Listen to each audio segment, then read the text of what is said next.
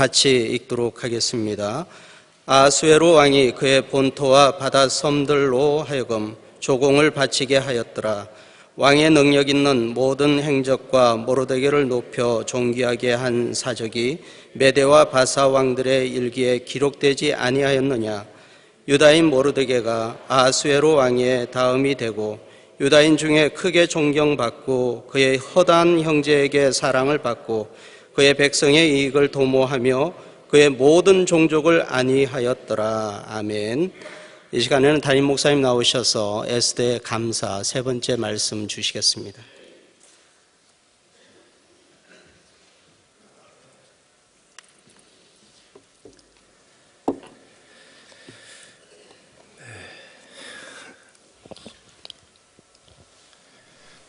설교 전에 마음을 다 뺏겨서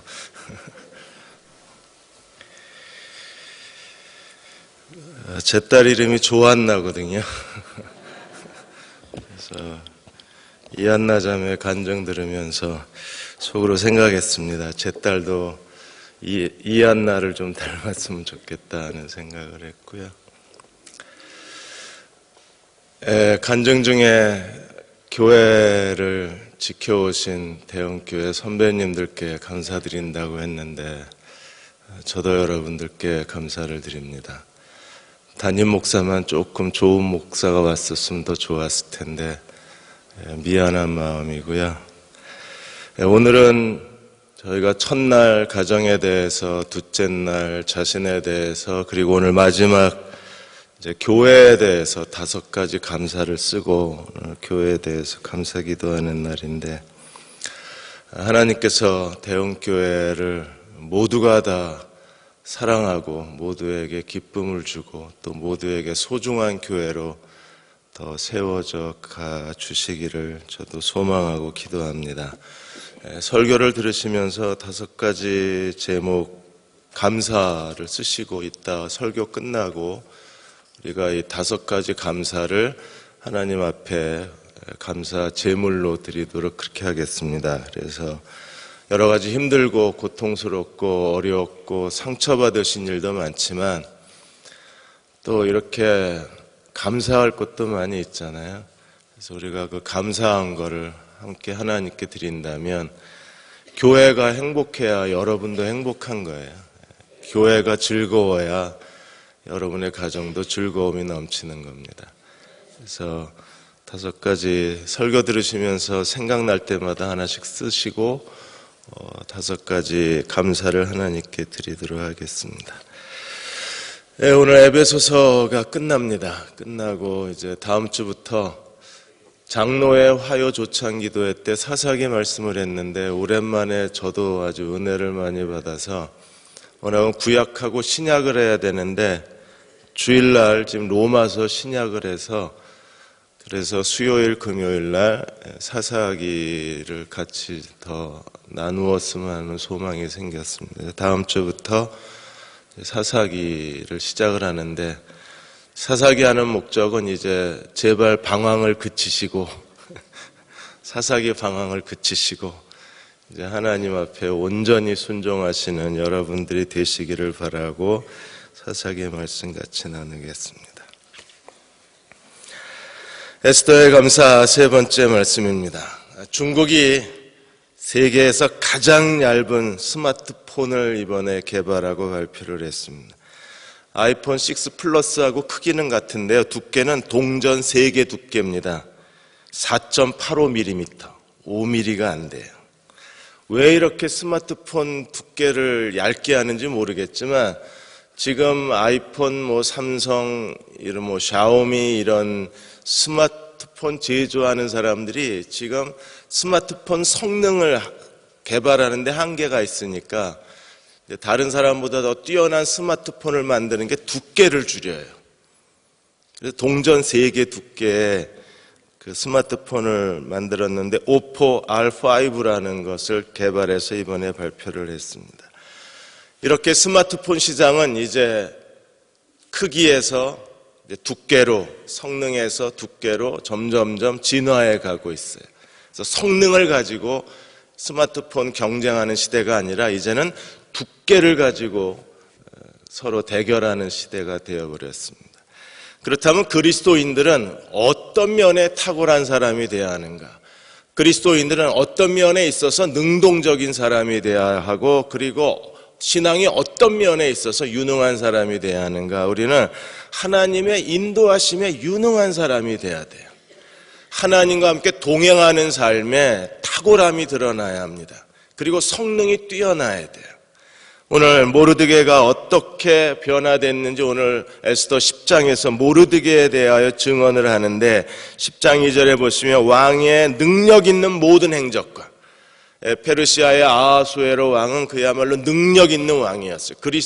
그리스와의 전쟁에서 패배하기는 했지만 그럼에도 여전히 페르시아 황제로서 127개 부족 국가를 다스리면서 그는 최고의 권세를 누렸던 왕 중에 한 사람입니다. 그런데 능력 있는 그의 모든 행적에 대해서 모르드게가 어떤 사람인가를 우리에게 설명하고 있는 거예요. 만일에 페르시아 왕이 보잘것없고 무기력한 왕이었는데 그 왕의 2인자가 됐다 그러면 수치스러운 일입니다. 그런데 모르드게가 왕의 2인자가 됐는데 그 왕은 능력 있는 모든 행적을 가진 페르시아 최고의 황제 중의 황제였었어요.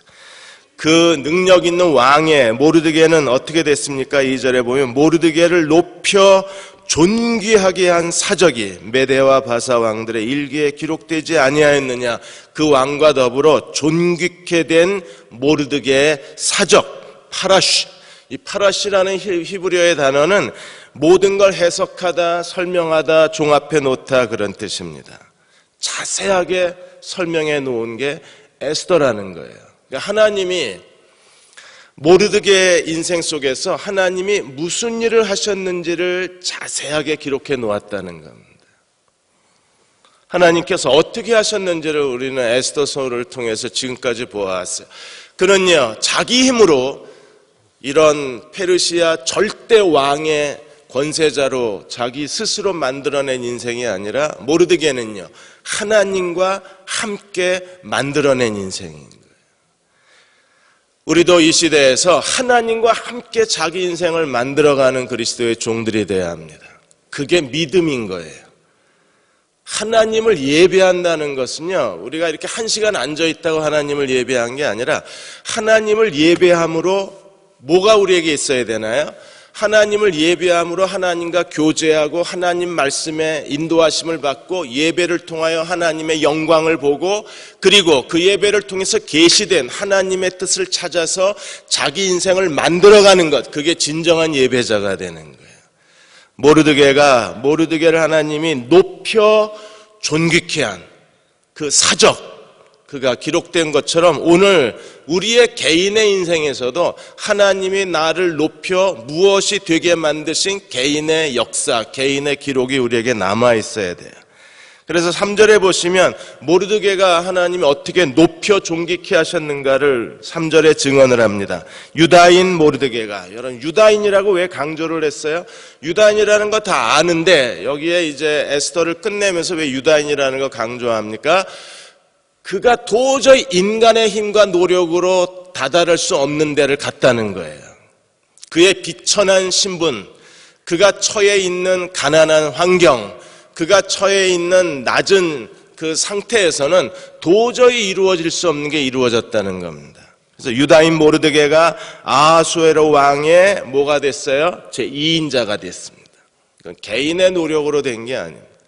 하나님이 그를 지극히 높이셔서 존귀케 하셨기 때문에 가능한 일이었어요. 또 유다인 중에 크게 존경을 받고, 그는 어떤 인간적인 노력이나 인간적인 방법이나 인간적인 처세술을 가지고 그 지위에 올라간 게 아니라 하나님과 동행함으로 하나님이 그를 높이신 사람이었기 때문에 하나님이 그를 지극히 높이시고 존귀케 한 사람이라는 결정적 증거가 사람들에게 존경받는 인품과 인격이 있다는 거예요. 하나님과 동행하는 사람들은 사람들에게도 사랑받고 사람들에게도 존경을 받습니다. 왜요? 하나님과 함께 걸어가는 사람인데 하나님이 거룩하신 것처럼 그가 말과 모든 행실에 거룩한 사람이 되니까 자연히 사람들에게 존경과 사랑이 따라오는 거예요. 근데 우리 가운데 어떤 사람들은 믿음이 좋다고 그러는데 실제로 그의 인격이나 삶의 행실이 사람들에게 그렇게 크게 존경받지 못하는 경우가 많이 있잖아요. 이런 믿음은 기능적 믿음이라고 그러는 겁니다. 기능적 믿음은 실제로 하나님께서 어떤 큰 일을 이루어내실 수는 없어요. 근데 인격적 믿음의 사람들은 하나님이 그를 지극히 높이실 뿐 아니라 주변의 사람들도 그를 존경하고 사랑하게 돼요. 모르드게는 인격적 믿음의 사람입니다. 그래서 모든 사람들이 다 존경하고 허다한 형제들에게 뭘 받았어요? 사랑을 받았습니다. 그리고 그의 백성의 이익을 도모하며 그는 자기의 개인의 부와 어떤 성취보다는 그의 모든 관심이 다라시 토부, 그건 그 사람들의 복지, 자기보다는 다른 사람들을 기쁘게 하고 자기보다는 다른 사람들을 즐겁게 하는 일에 온 힘을 다 기울였던 사람이에요. 모르드게 곁에 있는 사람들이 다 행복해질 수밖에 없는 거죠. 백성들의 이익을 도모하며 복지를 추구하고 그들의 번영을 추구하고 그들의 부를 추구했습니다. 그리고 모든 종족을 안위하였더라. 다바 샬롬, 모든 사람들에게 샬롬을 주는 사람이었어요. 평안을 주고 안전함을 주고 물질적 부를 주고 그리고 그들의 삶을 더 번영시켜준 사람들이 모르드게와 같은 사람이었어요. 한국의 정치에도 이런 모르드게 같은 사람이 있어야 돼요. 그리고 여러분 부모님이 자녀들에게 이런 모르드게와 같이 샬롬을 주는 그리스도의 종들이 되시기를 축원합니다. 어떻게 모르드게가 이런 인생을 만들어냈습니까? 그가 하나님의 섭리를 따라 하나님의 인도하심을 따라 하나님과 함께 자기 인생을 만들었기 때문에 가능한 일이었어요. 하나님의 법칙은 동일합니다. 하나님이 교만한 사람은 낮추시고 겸손한 사람은 높이시는 거예요. 모르드게의 그 겸손함, 하나님과 동행하는 그의 믿음, 하나님이 그를 지극히 높이실 수밖에 없었어요. 높이실 때까지 높이신 겁니다. 하나님이 그를 데리고 가실 수 있는 데까지 데려가신 거예요. 어디까지 데려가셨어요? 아하수에로 왕의 제2인자까지. 더 이상은 못 올라가는 거예요. 오늘 그 하나님이 여전히 겸손한 사람을 찾고 계신 겁니다. 그리고 하나님은요, 그의 인생에 하나님의 계획을 보여주시고 하나님의 뜻을 계시하셔서 우리가 온전히 순종하고 하나님께 헌신하고 하나님께 충성되기만 하면 하나님 우리 인생에 새로운 내일을 만들어주시고 우리를 지극히 높여 존귀케 하셔서 하나님의 영광을 가져오는 사람이 되게 해주실 거예요. 영광이라는 게 뭡니까? 하나님이 나타났다는 거예요. 하나님이 일하신다는 겁니다. 모르드게의 인생은 하나님께 영광이 된 거예요. 왜? 하나님이 그를 위해서 일하셨다는 게 분명하게 보이는 거잖아요. 오늘도 하나님이 쉬지 않고 일하고 계신 하나님이심을 믿으십니까? 여러분, 그 하나님과 더불어 지금 내 인생에 무엇을 만들어가고 있는가를 생각하셔야 되는 거예요. 내가 그 하나님과 더불어 어떤 인생을 만들어가고 있는가? 이 질문을 우리가 하고 매일의 삶 속에서 하나님과 함께 인생을 만들어가는 그리스도의 종들이 하나님과 동행하는 사람이 되는 거예요. 미국의 모든 국민들이 좋아하는 국민왕과 모지스 여사님이 계십니다. 이분이 그림을 그렸는데 76의 그림을 그리기 시작하셨어요. 76 안 되신 분들 도전하실 수 있습니다. 인생은 76부터 시작합니다. 이분이 가난한 농부의 10남매 중에 태어나셔서 가난한 농부랑 결혼하셔서 10남매를 낳으셨어요. 근데 5이 일찍 죽었습니다. 그리고 다 이제 결혼하고 나서 이제 아이들이 다 크고 결혼하고 나니까 심심하셨어요. 너무 외로우셨습니다. 그래서 외로움을 달래려고 이것저것 살피다가 동양 자수를 배우신 거예요. 그래서 자수를 놓는 거에 아주 심취를 하셨어요. 워낙 미술적 감각이 있으셔서 자수를 만들어서 팔면 꽤 잘 팔렸습니다. 근데 이분이 관절염이 점점 악화가 돼서 나중에는 바느질을 할 수가 없는 거예요. 손가락이 굳어서. 그래서 할 수 있는 걸 찾았는데 그림을 그리는 겁니다. 그래서 처음 붓을 든 나이가 76이에요. 매일같이 그림에 빠져서 열심히 그림을 그리시다가 어느 날 그림을 파는 그 판매상 루이스 칼터라는 사람이 이 할머니 그림을 보고 할머니 그림에 완전히 매료가 돼요. 그래서 루이스 칼터가 할머니 그림을 들고 다니면서 그림을 팔기를 시작했습니다. 그 그림이 유명해진 거예요. 그래서 유럽에서, 일본에서, 미국에서 이 모지스 할머니 그림이 이제 비싼 값에 팔리기를 시작을 한 겁니다. 그래서 1949년에 트루먼 대통령이 여성 프레스 클럽 상을 이분에게 드렸고, 왜냐하면 76의 그림을 그려서 세계적인 화가가 되셨으니까. 1960년에는 그 당시에 뉴욕 주지사였던 그 넬슨 록펠러 주지사가 그분의 100번째 생일날 모지스의 날을 뉴욕에 선포하게 돼요. 그리고 그 다음에 하나님의 부르심을 받습니다. 여러분, 그냥 가난한 농부하고 결혼해서 10남매 아이를 낳고 10남매를 낳으셨으니까 그냥 인생 대부분을 애 낳다 보내신 거잖아요. 애 키우다가 그냥 평범한 여자로 끝날 뻔했는데 인생의 마지막에 자기 인생의 진정한 가치를 찾아내신 거예요. 76세. 인생은 76부터 우리가 하나님 앞에 구하지 않는 거예요. 대부분의 사람들이 하나님 앞에 자기 인생의 새로운 가치와 자기 인생의 새로운 목표를 구하지를 않아요. 구하지를 않으니까 하나님이 보여주질 않으신 거예요. 또 구하여도 받지 못하면 정력으로 쓰려고 잘못 구한다고, 이게 제대로 올바른 목적을 갖고 구하지 않으니까 하나님이 그걸 보여주질 않으시는 거예요. 우리가 하나님 앞에 자기 인생을 낮추고 겸손함으로 하나님 앞에 정말 하나님께 자기 인생을 거룩한 제물로 바치고 싶은 거예요. 왜요? 하나님께서 우리를 위해서 독생자 예수 그리스도를 아끼지 아니하시고 우리를 위한 화목 제물로 그 아들을 내어주신 그 하나님의 사랑을 깨닫고, 그리고 예수께서 우리를 죄에서 구원하시고 용서하기 위해서 자기 목숨을 기꺼이 내어주신 그분의 희생적 사랑을 깨달은 사람들, 기꺼이 하나님 앞에 자기 인생을 거룩한 제물로 바치고자 하는 그 순수한 마음, 하나님을 온전히 헌신하고자 하는 거룩한 열망, 그 마음을 가지고 하나님 앞에 자기 인생을 하나님의 도구로 쓰임받고자 원하기만 하면 하나님 오늘도 내 인생의 새로운 길을 보여주시는 거예요. 그야말로 밑바닥에서 가장 높은 곳까지 올라가시는 거죠. 인생의 어떤 번영신학이 아닙니다. 우리가 이게 고지신학이 아니에요. 하나님께 쓰임받고자 하는 겁니다.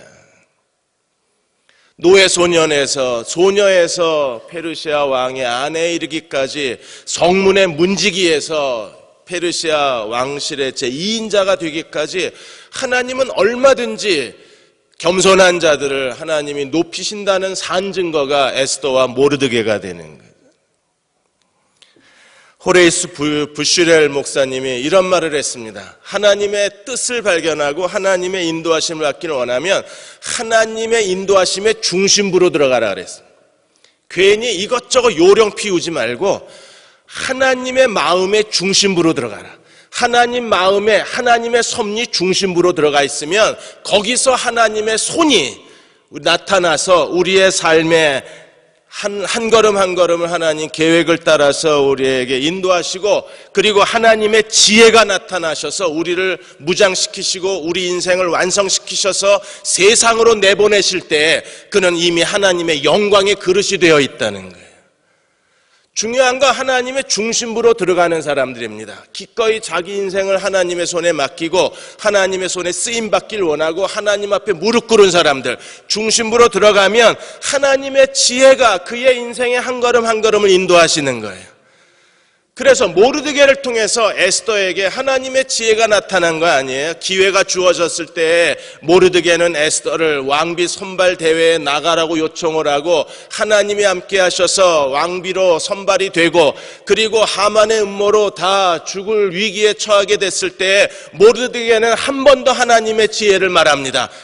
하나님이 너를 페르시아의 왕으로 삼으신 것이 이때를 위함인지 어찌하느냐. 또 다른 지혜와 기회가 주어졌을 때 에스더가 죽으면 죽으리라 하고 왕 앞에 나아감으로 에스더는요, 페르시아의 왕후가 된 것도 영광스러운 일이지만 이스라엘의 구원자가 된 건 더 영광스러운 일이잖아요. 그리고 부림절이라는 새로운 절기까지 만들어냅니다. 이스라엘 역사 가운데 하나님이 친히 제정하신 유월절, 오순절, 그리고 장막절, 7월의 나팔절, 속죄일 외에 또 다른 하나님의 절기를 만들어낸 사람은 에스더 모르드게밖에 없습니다.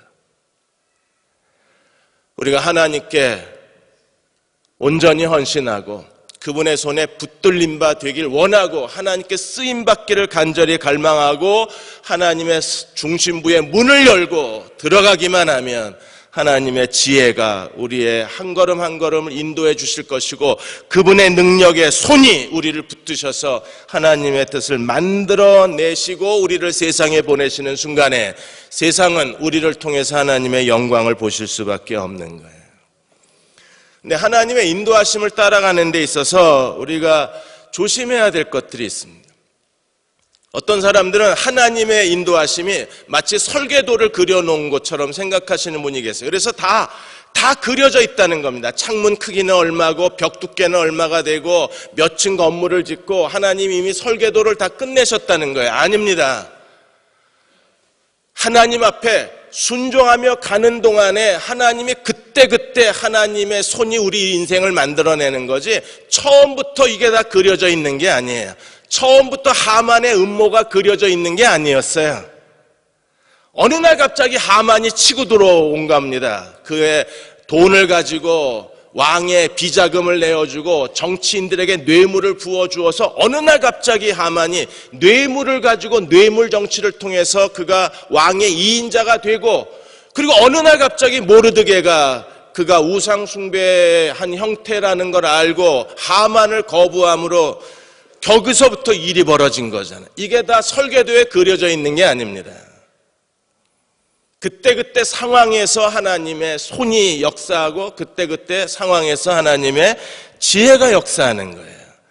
어떤 사람들은 하나님의 인도하심 무슨 여행사 수첩이라고 생각을 합니다. 거기에 몇 시부터 몇 시에 어디에 들러서 어디를 방문하고 그리고 여행사 직원이 또 돈을 좀 벌어야 되니까 어디에 가서 상품을 사고 이렇게 스케줄이 다 작성되어 있는 것처럼 오늘 하루 우리의 인생이 하나님이 다 스케줄에 작성해 놓은 대로 우리가 따라가는 게 아니에요. 또 하나님께서 마치 하늘나라에서 하나님이 거대한 조종 컴퓨터로 우리를 조종하셔서 우리가 조종되는 로봇처럼 생각하는 사람들인데 그것도 아니에요. 우리에게 하나님이 자유의지를 주셨기 때문에 하나님과의 인격적 관계가 중요한 겁니다. 하나님과 매일매일 하나님과 인격적 관계를 통해서 내가 결정하고 내가 선택하면 하나님이 역사하시는 거예요. 강제로 조종하는 게 아닙니다. 여러분들이 매일의 결정, 매일의 선택에 신중해야 될 이유가 여기 있는 거예요. 오늘 내가 무엇을 결정하느냐에 따라서 내일 내 인생이 다르게 전개되는 거예요. 오늘 사사로운 결정이고 어떤 결정은 정말 미래의 중요한 결정이잖아요. 오늘 우리가 어떤 결정을 하고 그 결정에 따라서 어떤 미래가 펼쳐지느냐를 스스로 책임질 수 있는 사람이 돼야 합니다. 그래서 매일매일의 삶 속에서 끊임없이 결정하는 건 우리가 하는 일이에요. 반석 위에 집을 짓던 모래 위에 집을 짓던 하나님 중심적인 삶의 결정을 내리던 자기 감정과 자기 기분에 따라서 그날 자기 중심적 결정을 내리던 그 내가 결정을 내리는 거예요. 그리고 그거에 대한 책임을 져야 되는 거예요. 우리가 하나님께서 어떤 일을 행하실 때 우리는요 하나님의 뜻이라고 확신했으면 그 뜻을 내가 신뢰하고 가야 되는데 하나님의 뜻이라고 가다가 일이 잘 안 풀리면 하나님의 뜻이 아닌가벼 하고 내가 포기를 해요. 그래서 하나님의 뜻이 성취되지 못하는 경우가 많이 있어요. 그리고 말합니다. 하나님의 뜻이면 다 되는 게 아니냐고. 아니요. 내가 포기하면 하나님도 더 이상 역사하실 수 없는 거예요. 왜요? 인간에게 자유의지가 있기 때문에. 아더 데이비슨이라는 그 뉴질랜드 성경대학 학장을 지내셨던 아더 데이비슨이 있는데 어느 날 이 친구가 몸도 건강도 별로 좋지 않고 그리고 자기가 미래에 뭘 해야 될지도 불확실한 상황에서 어느 날 친구가, 이 친구 같이 기도하고 하나님을 섬기던 친구가 이 아더 데이비슨한테 선교사 훈련 총보 책자를 하나 줍니다. 내가 보기엔 하나님이 너를 선교사로 부르시는 것 같으니까 가서 선교 훈련을 받아보는 게 좋겠다. 그래야 하나님이 내 인생에 어떤 계획을 갖고 계신지 네가 알 수 있을 거라고.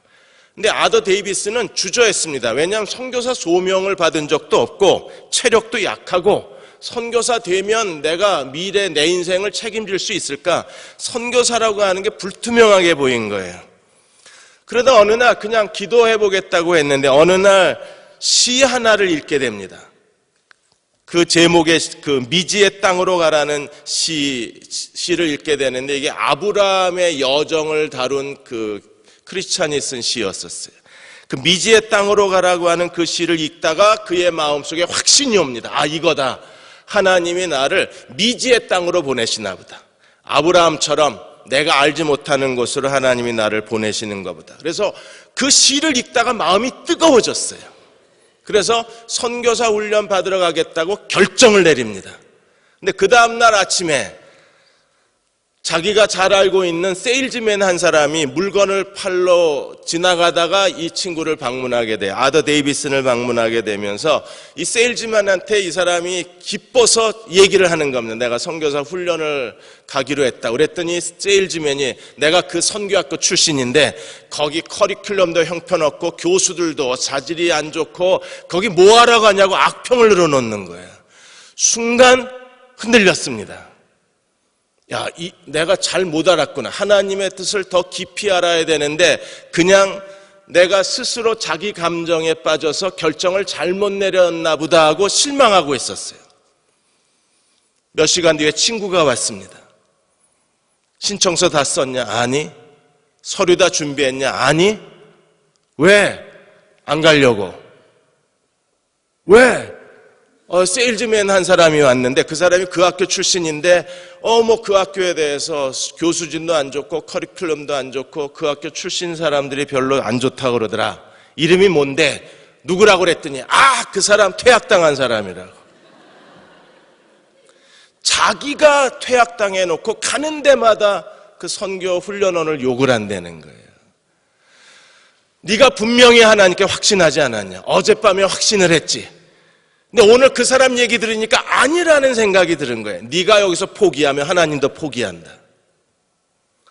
네가 하나님이 너에게 주신 그 확신을 끝까지 믿고 가면 하나님이 너를 인도하시지만 네가 사람의 얘기를 듣고 눈앞에 지금 벌어진 이 일 때문에 선교 훈련을 가는 거를 네가 포기하면 하나님도 그만두신다. 또 하나님 그만두신다니까 두려운 거예요. 그래서 신청서를 쓰고 학교를 갔는데 워낙 건강이 안 좋으니까 신체 검사에서 걸렸습니다. 그러다 또 실망을 하는 거예요. 거봐. 아니라 그랬잖아. 근데 친구는 하나님이 너를 인도하시면 분명히 이 문제도 해결해 주실 테니까 기도하자는 겁니다. 그래서 기도를 하고 다시 그 학교에다 요청을 했어요. 내가 다음에 일단 들어가서 훈련을 받고 1년 뒤에 건강검진을 다시 받겠다. 그때도 신체검사 몸이 약해서 훈련받을 수 없다고 평가가 되면 그때 그만두면 안 되겠냐. 그래서 한 번 더 학교 교무처장한테다 전화를 하고 요구를 한 거예요. 그래서 교무처장이 허락을 해줬습니다. 1년 뒤에도 건강이 안 좋으면 퇴학하는 걸로. 그런데 거기서 1년이 지나면서 그는 체력도 많이 회복이 되고 그는 거기서 훈련받은 다음에 선교사로 나갔다가 호주의 가장 큰 선교단체의 책임자가 되고 나중에 뉴질랜드 성경대학 학장까지 올라가면서 하나님이 그를 놀랍게 쓰시는 거예요.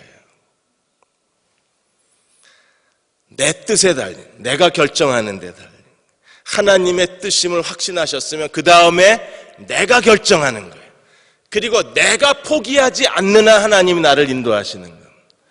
근데 우리는 하나님의 인도하심에 대해서 너무나 수동적이기 때문에 하나님의 뜻이라고 확신하고 걸음을 내디뎠다가 내가 스스로 포기함으로 잃어버리는 게 너무 많은 거예요.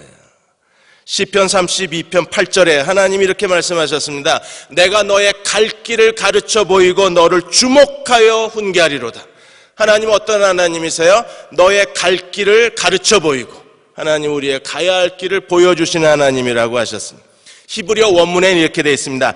내가 내게서 내 눈을 떼지 않고 항상 너를 가르쳐 주리라. 하나님이 내게서 눈을 떼지 않는다고 그러셨어요.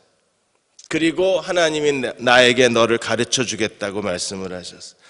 하나님이 우리를 가르쳐 주신다고 했을 때 우리가 왜 하나님의 뜻을 자주 잃어버리는가? 하나님의 뜻에 대한 근거 없는 오해가 몇 가지 있어서 그렇습니다. 오스왈드 샌더스 목사님이 7가지 오해가 우리에게 있다고 그랬어요. 그 첫째가 우리가 하나님 앞에 하나님의 뜻에 따라서 볼륨 조금만 올려줘요. 하나님 앞에 내 의지를 포기하면 좋아 지금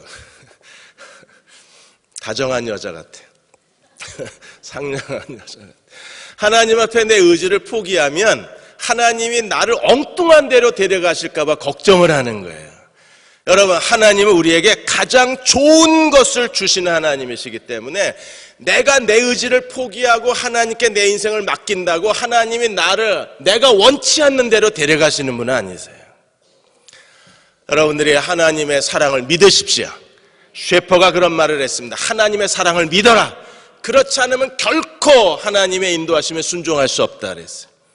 하나님은 내 인생에 가장 좋은 걸 주시는 하나님이시기 때문에 믿고 기꺼이 내 의지를 포기하고 하나님께 맡기면 하나님은 내게 어떤 원치 않는 힘든 일을 강요하거나 우리가 가기 싫은 그 길을 하나님이 강제로 요구하시는 게 아니라 내 인생에 가장 좋은 것을 허락해 주시는 하나님이세요.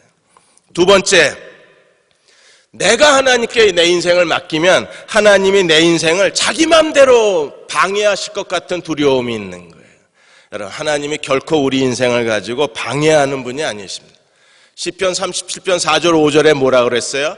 너의 소원을 여호와께 맡기면 우리의 소원을 이루시는 분이 누구시라고 그랬습니까? 하나님이시라. 하나님 우리 소원을 이루어 주시는 분이시지. 우리의 소원을 하나님의 소원으로 막 바꾸어 놓으시는 분이 아니세요. 그리고 하기 싫은 일을 억지로 강요하는 분이 아니시기 때문에 우리 인생을 방해하기 위해서 하나님께서 하나님의 뜻대로 우리를 인도하신다고 말씀하시는 그런 개인의 주관적 관념을 우리가 버려야 합니다. 세 번째로, 만일에 우리가 하나님의 뜻대로 살아가다가 하나님의 뜻을 실패하면 이류 인생이 되는 거 아니냐 걱정하는 사람들이 많습니다. 아니요. 하나님의 뜻을 놓쳐도 괜찮아요. 왜냐하면 토기장이의 비유를 오스왈드 샌더스 목사님이 얘기합니다. 토기장이가 진흙 한 덩어리를 가지고 그릇을 만들다가 아차하는 순간에 그릇을 망가뜨렸어요. 저도 캐나다에 있는 동안에 토론토에 그 도자기 굽는 분이 한 분 계셨습니다. 그래서 그분 집에 놀러 가서 처음으로 도자기를 만들어 봤어요. 그게 처음에 이렇게 도자기를 이렇게 물레로 돌리잖아요. 돌리면서 이렇게 올리는 게 처음에 안 된답니다. 근데 제가 워낙 이 도둑놈 손이잖아요. 손이 크니까 저는 한 번에 선생님이 놀란 거예요. 이거 한 번에 하는 사람 처음 봤다고. 제 손이 워낙 커서 그래요. 여러분, 그러다가 망가뜨렸습니다. 진흙 갖다 버리나요? 아니요. 그 진흙을 다시 뭉개고 정리해서 다시 만들어요. 두 번째도 안 되면 세 번째 다시 만들어요. 하나님은 우리가 하나님의 뜻을 놓쳐도 우리를 포기하시는 게 아니라 우리에게 두 번째 기회를 주시고 세 번째 기회를 주셔서 점점 더 아름다운 작품으로 만드시는 게 하나님 사랑입니다. 네 번째, 하나님의 인도하심을 보려면 강렬한 감정이나 또는 어떤 직감이 필요하다고 오해하는 분들이 많이 계십니다. 하나님의 인도하심은 어떤 극적인 장면을 가지고 오는 게 아니에요. 우리가 에스더를 보았지만 전혀 없잖아요. 뭐 꿈을 꿨다든지 막 기도를 하는데 뜨거운 불이 임했다든지 갑자기 뭐 길을 걸어가는데 찌릿 하고 뭐 감전이 됐다든지 그런 게 전혀 없이 에스더가 왕후 선발전 대회를 나갔는데 전후 과정이 전혀 없잖아요. 그냥 하나의 그냥 평이한 드라마처럼 일상적인 사건처럼 모든 일이 전개되어져 가잖아요. 우리가 일상생활 속에서 하나님이 얼마든지 우리를 인도하실 수 있는 하나님이시기 때문에 매일매일 하나님의 뜻대로 순종하고 사는 게 중요한 거예요. 다섯 번째로 일이 잘 풀린다고 하나님의 뜻이라고 들떠 있지 말라 그랬습니다. 요나가 하나님이 니느웨로 가라고 그랬는데 그가 다시스로 도망가려고 막 항구로 갔을 때 다시스로 가는 배가 있었습니다. 하나님 뜻이었나요? 아니었습니다. 그러니까 일이 잘 풀리니까 하나님의 뜻이라고 무조건 밀고 나가서는 안 되는 거예요. 우리가 이게 하나님의 뜻인지 다시 한번 확인을 해야 되는 거예요. 예를 들어서 어느 한 아내가 남편이 어떤 일을 계획했는데 그건 이미 성경에서도 그 성경이 하나님 말씀이 벌써 금지하는 일이고 그리스도인으로서는 해야 될 일이 아닌 거예요. 근데 이 남편은 그게 한 번에 뭔가 큰 성공을 이루어낼 수 있으니까 남편은 자꾸 그 길을 하려고 합니다. 그런데 마침 은행에서 또 대부를 해준답니다. 하나님 뜻인가요?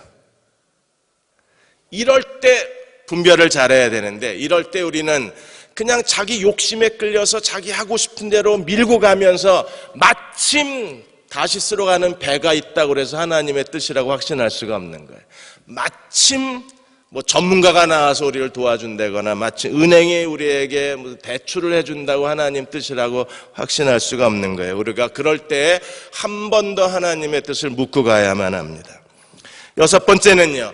어떤 일이 너무나 쉽게 문이 닫혔다고 해서 또 반대로 너무나 쉽게 문이 닫혔다고 해서 하나님의 뜻이 아니라고 판단하는 것도 조심하라 그랬어요.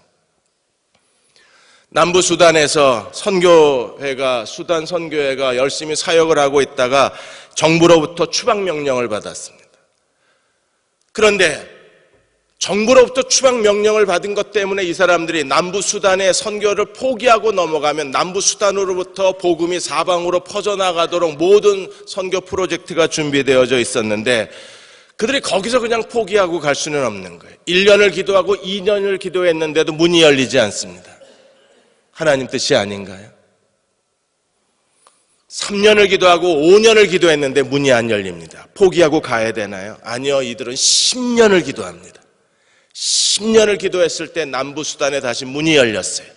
그리고 그들은 그동안에 하지 못했던 프로젝트를 수단 선교회를 통해서 다시 시작할 수가 있었습니다. 오스왈드 샌더스 목사는 이렇게 말합니다. 문을 닫으신 분의 손에 열쇠가 있기 때문에 그분이 아니건 누구도 문을 열어줄 수가 없다는 거예요. 열쇠를 가지신 분이 문을 열어주셔야 우리가 다시 들어갈 수 있는 거기 때문에 열쇠를 하나님이 갖고 계신다고 확신이 들면 10년이 아니라 20년이라도 기도하고 기다려야 된다는 거예요. 여러분의 남편의 문제나 자녀들의 문제나 여러분의 인생의 계획에 있어서 하나님이 문을 닫으셨다고 생각이 들면 하나님 문을 여실 때까지 기다려야 되는 거예요. 바울은 로마서 1장에서 우리가 본 것처럼 바울은 로마에 가고자 그렇게 애를 썼는데 하나님이 허락지를 않으셨습니다. 그렇다고 바울이 로마를 포기했나요? 아니요. 열쇠를 가지신 분이 로마로 가는 길을 열어주실 때까지 바울은 끊임없이 로마를 도전한 거예요. 그 로마에 대한 도전 중에 하나가 로마서 편지를 쓴 겁니다. 로마서 편지가 있다는 게 우리에게 얼마나 큰 선물인지 모르는 거예요. 마지막 일곱 번째로 맨 처음 떠오르는 생각이 하나님이 주신 생각이 아닙니다. 우리는 기도하다가 길을 걸어가다가 갑자기 떠오르는 생각이 있으면 그게 하나님 뜻이라고 생각을 하고 서두르는 경향이 있는데 한 번 더 질문하실 필요가 있어요. 왜? 인간의 마음은 전쟁터기 때문에 하나님만 역사하는 게 아니라 사탄도 동시에 역사를 해요. 그러므로 그게 하나님 뜻인가에 대해서 우리가 다시 확인을 해야 하는 겁니다. 제임스 패커가 이런 말을 했습니다. 맨 처음 떠오르는 생각이 그게 하나님의 구름기둥 불기둥의 신호인지 아니면 마귀의 모조품인지를 분별할 수 있는 영적 성숙함이 우리에게 필요하다 그랬어요. 우리가 하나님 말씀대로 순종할 때 하나님이 인도하시는 겁니다. 그래서 철저하게 하나님 말씀의 사람이 되어야 할 필요가 여기에 있어요. 제임스 화이트가 이런 말을 했습니다. 존 화이트가 이런 말을 했습니다. 하나님의 뜻을 분별하는 사람이 되려면 방법론 가지고 얘기하지 말라는 거예요.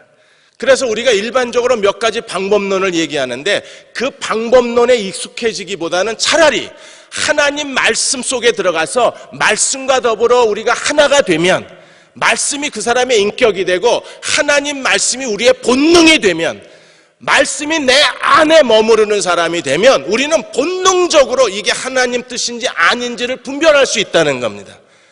그래서 존 화이트는 부지런히 성경을 읽어라, 매일 성경을 묵상해라, 하나님 말씀을 공부해라, 열심히 하나님의 뜻을 묻고 살아라. 우리가 하나님 말씀이 우리 안에 들어와야, 말씀이 우리 안에 인격화가 되어야, 그래야 본능적으로 직감적으로 하나님의 뜻인지 아닌지를 안다는 거예요.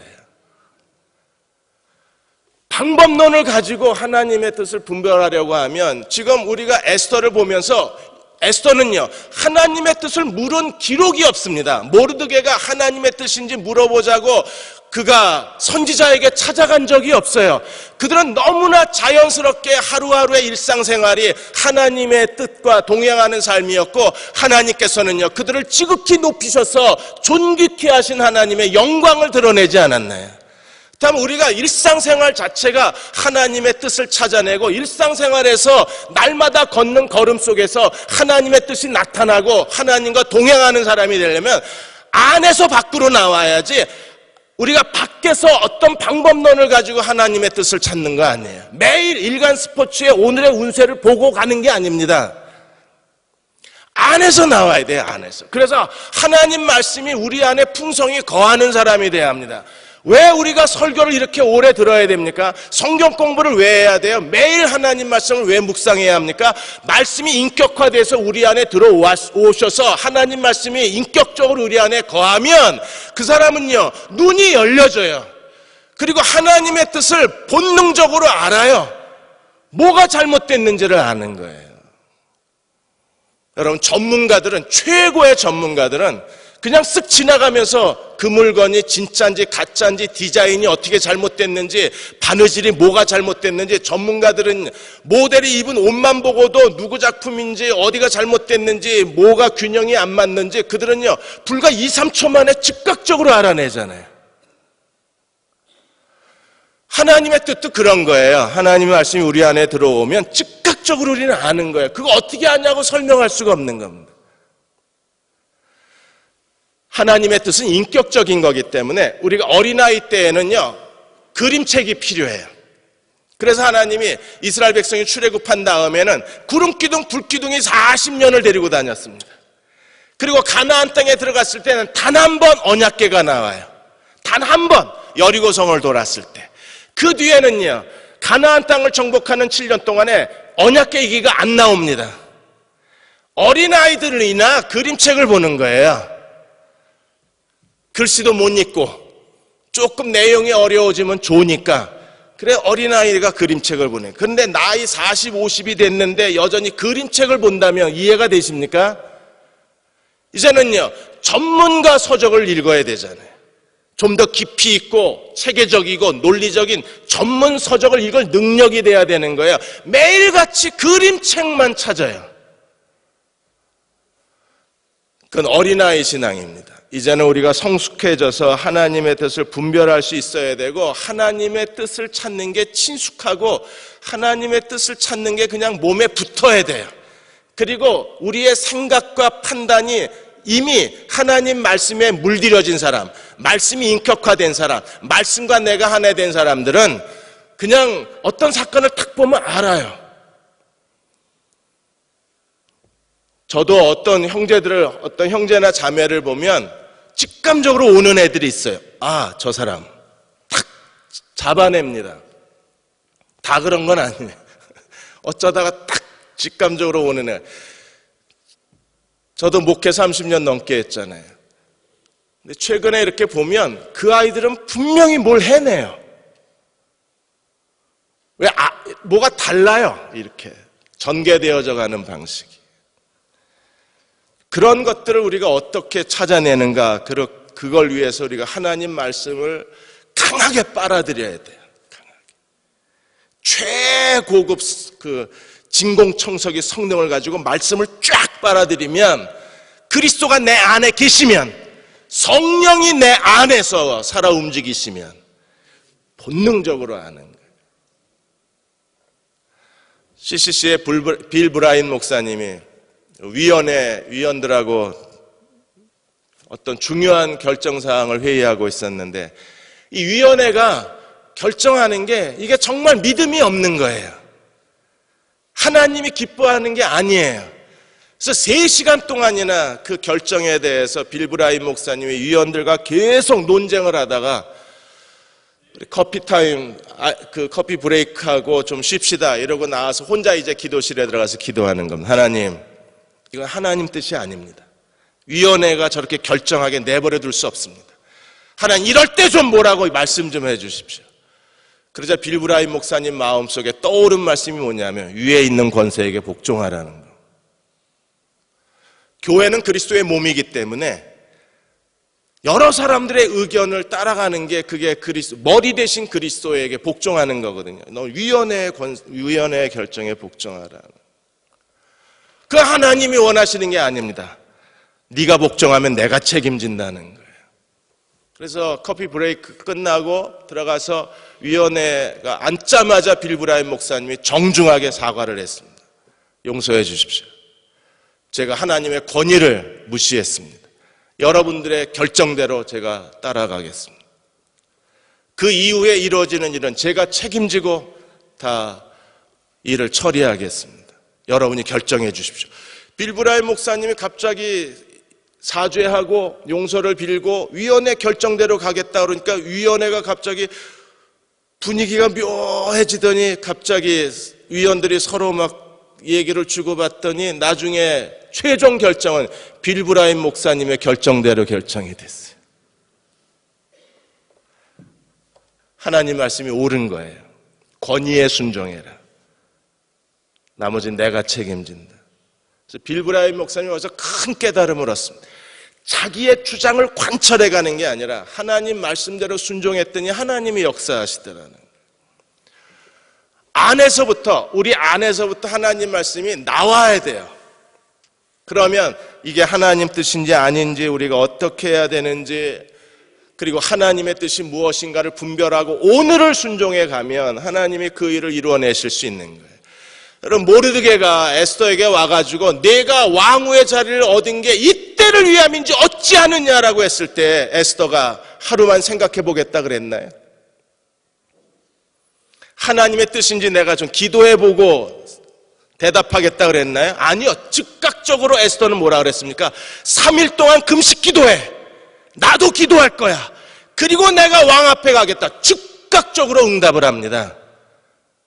3일 동안 에스더가 내가 왕 앞에 가야 되나 말아야 되나 고민하고 기도한 게 아니라 왕 앞에 가기로 하고 뭐라 그랬어요? 내가 죽으면 죽으리이다 결정을 하고 이미 해야 할 일에 대해서 자기가 뭘 해야 될지를 알고 그리고 내가 가겠다, 죽겠다, 왕을 만나겠다, 나를 위하여 3일 금식하고 기도하라. 이미 결정하고 3일 금식 기도를 요청한 거지 3일 금식 기도하고 하나님의 뜻을 묻겠다 그런 게 아니잖아요.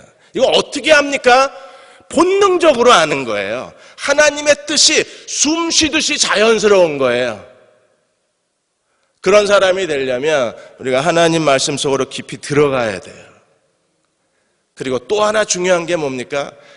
기도와 말씀은 샴 쌍둥이 같다 그랬어요. 몸은 하나인데 머리가 2개인 샴 쌍둥이처럼 우리가 하나님 앞에 기도해야 그래야 하나님께서 우리를 인도하실 수 있는 거예요. 빌립보 4장 6절에 이렇게 말합니다. 아무것도 염려하지 말고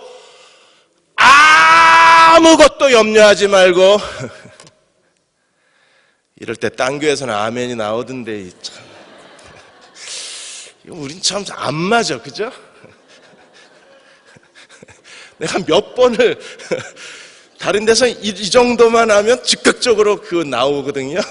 근데 여기는 이렇게 얘기하면 이제 그제서야 아멘 점잖으셔가지고 얼마나 고마운 말씀이에요. 저는요 이 말씀 읽을 때마다 너무 고맙다는 생각이 들어요. 왜 아무것도 염려하지 말라니까 얼마나 고마워요. 참 안 된다, 그죠?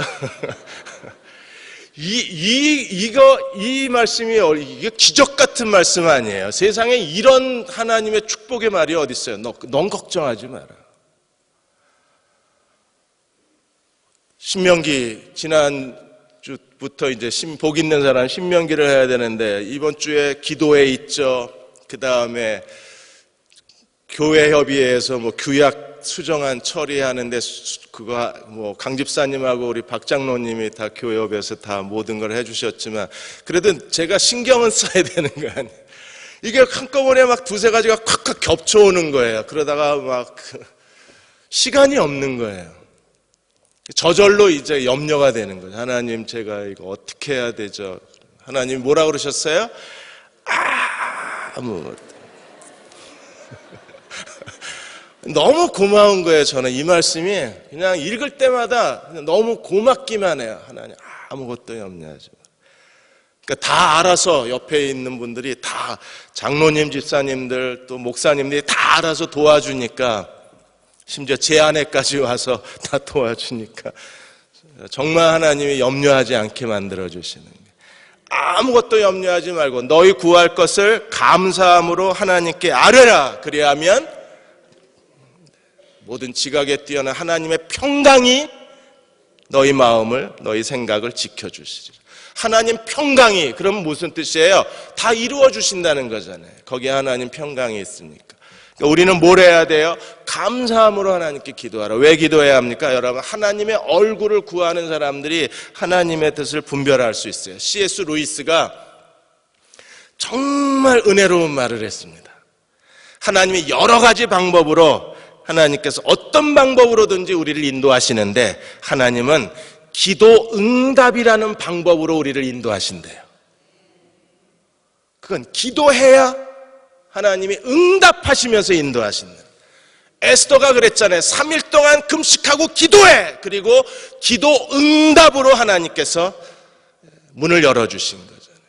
구원의 문. 그것 때문에 하나님이 단순히 하만의 음모에서만 건져내신 게 아니라 순식간에 어디로 높이시고 존귀케 하신 일도 더불어 성취가 된 거잖아요. 그러므로 기도하십시오. 전심을 다해서 온 마음을 다해서 하나님의 뜻을 나타내고 하나님의 뜻이 이루어지고 하나님의 뜻이 역사하도록 전심을 다해서 기도하셔야 돼요. 지난 주일날 어느 한 집사님이 아들하고 기도를 잠깐 받으러 오셨습니다. 그 아들이 지금 대학에 다니는데 이번에 수능을 다시 본대요. 정말 그 일을 위해서는 기도해야 되겠더라고요. 와, 하나님이 그 아이의 하나님의 얼굴을 우리가 힘써 구하면 하나님이 정말 그 길을 가기를 원하시는지 아니면 지금 다니는 학과의 길을 걸어가는지 어느 학과를 선택하느냐에 따라서 그 아이의 미래가 달라질 거 아니에요.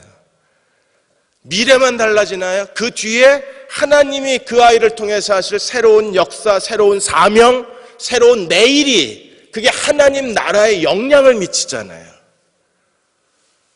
그래서 그 아이를 위해서 저도 어저께 기도를 했어요. 우리 고3 아이들과 더불어서 하나님 이 아이들이 이 수능을 통해서 하나님 의지하는 법을 배우게 하시고 이번에 어떤 결정이 내리든 어떤 결론이 나오고 어떤 결과가 나오든지 간에 이 아이들이 여기서부터 하나님의 뜻을 찾고 인생에 도전할 수 있는 믿음의 아이들이 되게 해 주십시오. 그래서 고3이라는 게 정말 한국의 젊은이들에게 주신 하나님의 축복인 거예요. 왜냐하면 인생의 이 중요한 전환기에서 아이들이 하나님 의지하는 법을 배우고 하나님 뜻을 찾는 걸 배우고 하나님께 자기를 맡기는 법을 배우잖아요. 일찌감치 배우잖아요, 우리는. 여러분의 자녀를 위해서 전심을 다해서 기도해 주십시오. 하나님의 얼굴을 배울 수 있게 해달라고 기도해 주십시오. 하나님의 뜻이 나타나게 해달라고 기도해 주십시오. 그리고 그 아이들이 하나님의 뜻에 여러분의 기도의 응답으로 하나님이 아이들의 한 걸음 한 걸음을 하나님과 동행할 수 있도록 주님의 손에 맡겨드리는 하나님의 자녀가 되게 해 주십시오. 그럴 때 하나님의 뜻이 역사하기 시작하는 거예요. 이 믿음으로 오늘 이 시대에 여러분이 에스더처럼 모르드게처럼 하나님이 존귀케 하시는 하나님의 영광의 사람들이 되시기를 주의 이름으로 축원합니다. 저도 한 1년 여러분하고 같이 생활하다 보니까 그동안 얼마나 많이 힘드셨겠구나, 얼마나 많이 아프셨겠구나 조금은 이해할 수 있었습니다.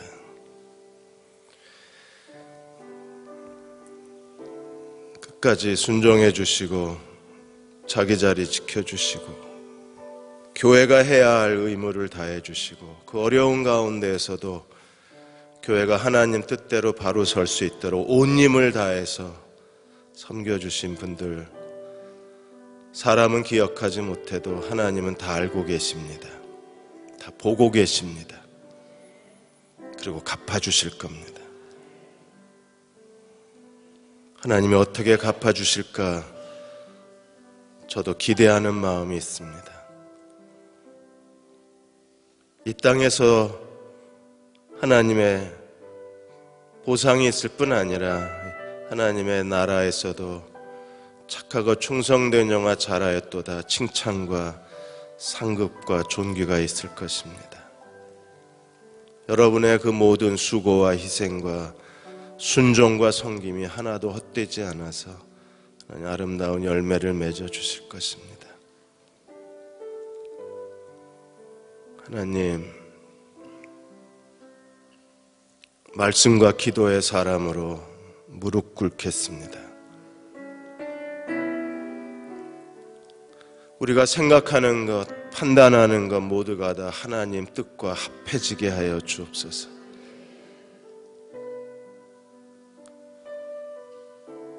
본능적으로 하나님의 뜻을 아는 성숙한 사람이 되게 하여 주시고 우리가 결정하는 게 하나님 뜻과 일치되게 하여 주시고 하나님 그럴 영적 성숙함이 이를 때까지 더 기도하고 더 말씀을 채워가는 주의 백성 되게 하여 주셔서 성령의 감화를 따라 하나님 인도하심을 따라 하나님과 함께 인생을 만들어가는 그리스도의 종들이 되게 해 주시기 원합니다. 내 인생은 주님 겁니다. 주님이 만들어 주옵소서. 주님과 함께 인생을 건축하게 하여 주셔서 마지막 날 우리가 하나님께 드렸던 모든 것들이 하나님께 영광이 되고 하나님이 만들어주신 내 인생이 사람들에게 하나님의 권능을 드러내고 하나님의 얼굴을 드러내고 하나님의 영광을 보여줄 수 있는 저희들 인생이 되게 도와주옵소서. 한 분 한 분 기름 부어 주옵소서. 안수하여 주시고 축복하여 주시고 위로하여 주시고 그 마음의 모든 상처를 씻어주시고 하나님의 충만한 은혜로 하나님 갚아주시고 채워주시옵소서. 이제 축도하신 다음에 불을 끄겠습니다. 여러분 원하시는 분들은 조금 더 기도하고 가셔도 좋습니다. 하나님이 수고하신 분들 그분들 기뻐하셨고 그 수고를 기억하고 계시고